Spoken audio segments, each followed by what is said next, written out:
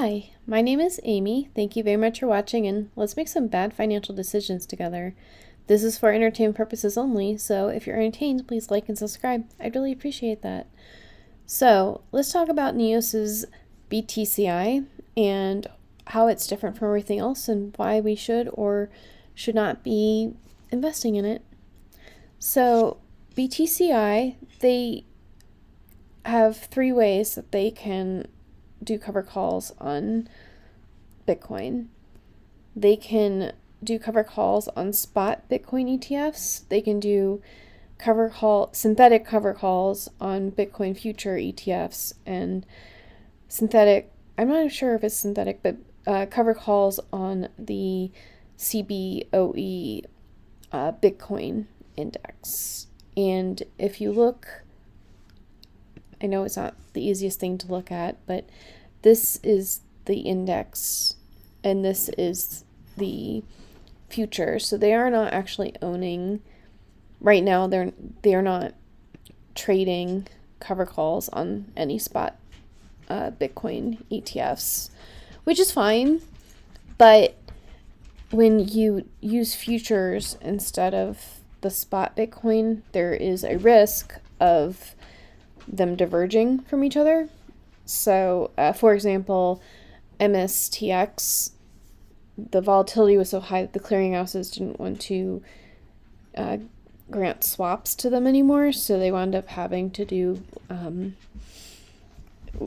leaps. And then it got a little decoupled from the movement of MSTR, which is the underlying for that. So that is a little bit of a risk that if it becomes extremely volatile or something happens, that if it's not actually Bitcoin, it might not actually follow the exact movement of Bitcoin.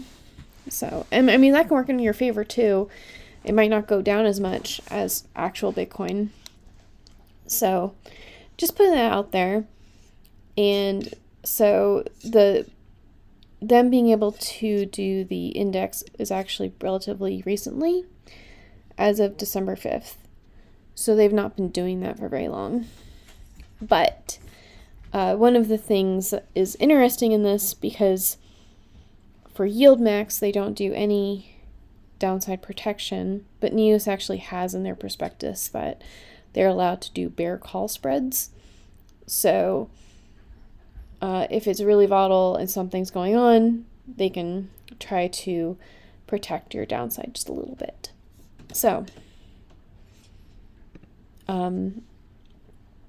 let's go look at total real returns because, I'm not sponsored by them, but I do like using them. And if I start with $10,000, how much do I end up with? Because at the end of the day, that's what we care about. So, YBit from YieldMax, we know that it went from BitO to IBIT recently, but it's also not that much better than just owning BitO. And in fact, if you just owned BitO, you would have had more money because of the distributions, but that's neither here nor there. Then you have BTCI, which is doing okay. And then look at YBTC, that's from Roundhill, that pays weekly now. And you would have more money if you invest in BTCI versus YBTC, but YBTC does weeklies. So if you wanted to do both, you could use the distributions from BTCI, put it into YBTC, and then every week use your distributions from YBTC to invest into BTCI. Just like as the options wheel thing, let your money work for you and get your dividends getting dividends. You know that I am a fan of that. But so, I mean, IBIT, the only reason I put IBIT in here is because they're using HODL, which is the futures, and I wanted to know how that compared to a spot Bitcoin. You can see that they're within a few dollars of each other, so that's good. And then BitO is a little bit less because they pay dividends. So it's almost like, my honest opinion,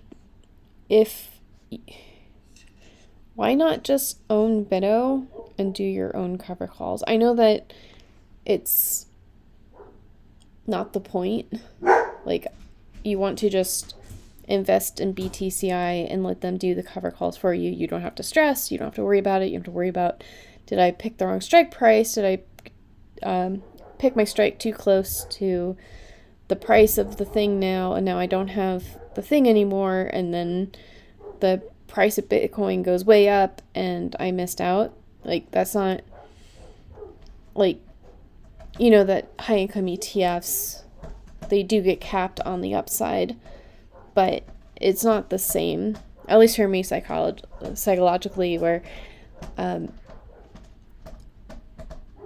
if the market goes down and my ETF value goes down and I know that it moves with the underlying, I get excited to be able to buy into my ETF. When the market goes down and I have, I'm selling puts on things, then it's a little bit stressful because then I have to use margin, and I don't know, it's different because if you lose with options, you're paying money and you don't get that value back ever. Like, there's no chance. But if you own a stock and it goes down and it takes a few months to recover, then you haven't actually realized those losses. You can just keep it until you haven't lost money.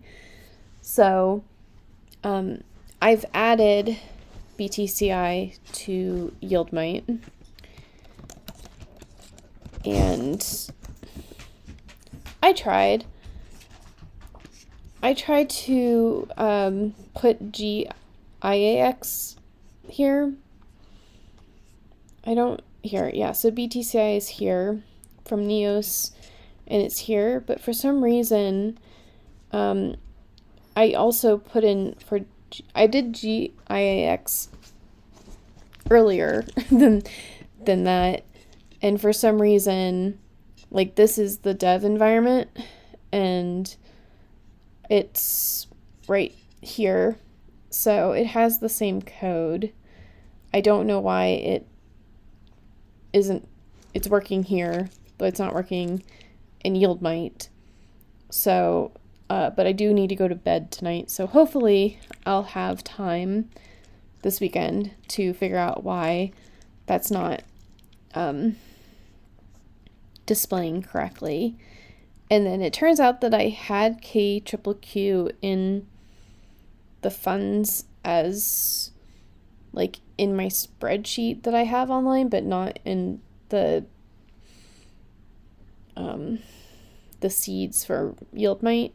So I added it back, but it didn't make it so that you can see KQQQ. So I will also look this weekend and hopefully be able to figure that out. And then we'll have KQQQ and GIX here. And someone mentioned that ZVIB is now ZVOL. Like, this won't ever have any more updates because it's now ZVOL. Like, it got renamed. So I think I got confused. So I'll figure out how to port that over and just get rid of ZVIB. And yeah, I think that's mostly the update. For those that don't know, this is YieldMite. This might be your yield if you put in whatever investment amount you put in here. And then if you go into, so I got asked today, like, shouldn't AIPI be in the AI underlying? But if you go into details and you click into the title of it, I have the website, and you can see that it does not invest in AI. And then this is actually C3 AI, the company. So if you're looking for AIPI and you want to do the filter, I would suggest that you do thematic, because the theme of this is that it invests in AI. And then this is the technology, FEPI. And I did reply to you, and I think I will add another column that's just like broad theme, because I think we could just have like a single stock filter and a crypto filter and like AI filter.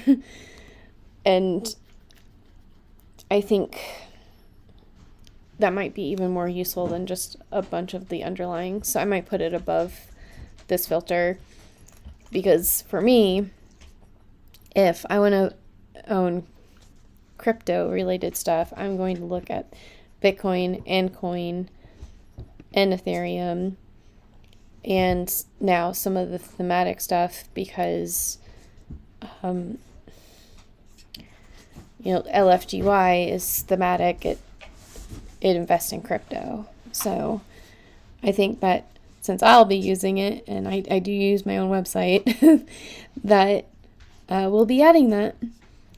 And yeah, so if you go into the details, you can, because sometimes I'm slow at updating these things, so you can set your own starting amount, and you can say like, well, it's actually only $12 now, and I think that was an abnormally high thing, so it's 75 cents or whatever. And you say, okay, well, even when I change all those things, I would still get $437.50.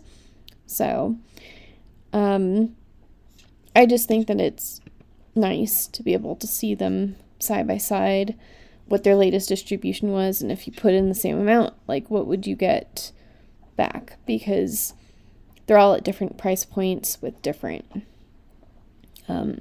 distributions, and it's hard to tell, like, if I put in the same amount of money, what would I get? So that is that. I think that the next thing I'm going to do is do some other self-promotion. And before we start with that, blame Richard. He says, I wish someone would make a recording of "She is a Gold Digger" for Retire on Dividends. That way he can play that instead of singing it. And, I mean, Retire on Dividends, Rod sang for like 2 seconds and everybody hated it. So, we'll see. But, that's what inspired Bold Trader. And, it was, because usually when I tell ChatGPT to make a parody, it's not very close, the lyrics, but it helps with not being too verbose. And so when I put it into SunoAI, it has room to breathe and sound more like a song. But I'm not expecting it to sound anything like the original song. But since someone asked about it, I was really trying to get that. But then I went from my memory of what Gold Digger was, and I realized it's been like a decade since I've actually listened to that song. So I went back and I was like, oh no, they have the "On Your Knees" part. So this is the closest I could get. And like SunoAI doesn't really let you pick a voice, and it barely lets you pick the genre. So it's really hard to do exact parodies, but I would rather, even if the lyrics are mostly the same words or just like a parody of what I wanted, I want it to sound like it's my own song. So I think these are more like covers. I'm not entirely sure how I should be attributing this, but it is inspired by Gold Digger. And then I was so, like, I did so many variations of this that finally I did this one, and it's like a metal song, and it sounds better, I think, just in my opinion. But they're both growing on me, these. So, and then the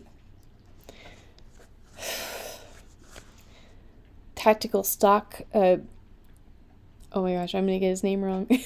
The tactical stock trader, he requested that I did an AMZY song, and now I'm gonna blank. I'm really tired. So, anyways, I did my best at a jazz thing for him, and then we were talking.